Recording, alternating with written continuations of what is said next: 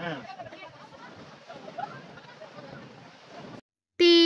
Ngayong araw nga guys ay nandito kami ngayon sa Sariaya, Quezon. Umatake nga ang aming pagiging inggitero at inggitera. Puro kasi nagbibitch yung nakikita naming post. Low budget kaya dito lang kami sa may malapit. Dito yan sa Villa Placido Beach Resort. At dahil nga nagtitipid kami ay may dala kaming tent. Sa labas nga ng tent namin ay ito ang view. Maganda, diba? Maaliwalas. Diyan talaga namin pinili para for the go. Wala nga pala kami dalang pagkain kaya pumunta rin kami dito sa Alpha Mart para bumili ng mga snacks na kakainin namin mamaya. Bibili kami ng chichirya dito, snack. Eh, ayaw ko sa para ganito ka lang. Sip, pogi. Wilkins. Bakit? Bago panganak ka? Nag-Wilkins ka? Hindi, baby ako eh.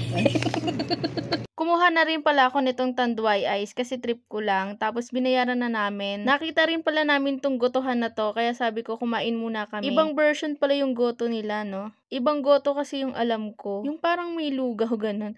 Ayan yung kanya, ulam niya yung kalabaw. Ginataan daw yun. Ayan, tinikman ko. Nasarapan naman ako. After namin kumain, bumalik na rin kami kaagad dito sa beach. Ayan, napakasarap inumin ng Tanduay Ice kasi napakainit. Ay, Diyos yan. Itong kasama ko tulog na naman kahit saan pumunta yan.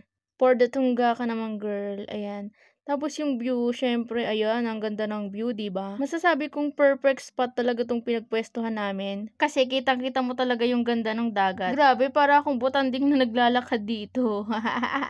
Syempre, mawawala ba to? Kailangan natin maglagay ng sunscreen. At kailangan din natin mabango kahit maliligo lang tayo. Nakakaloka tong kasama ko, hindi man lang sinabi na merong mga lipstick yung ngipin ko. Ito nga pala yung tubig niya, ma-brown-brown kasi nga mabuhangin dito. Pero swim for the go! Ay teka, parang baliktad.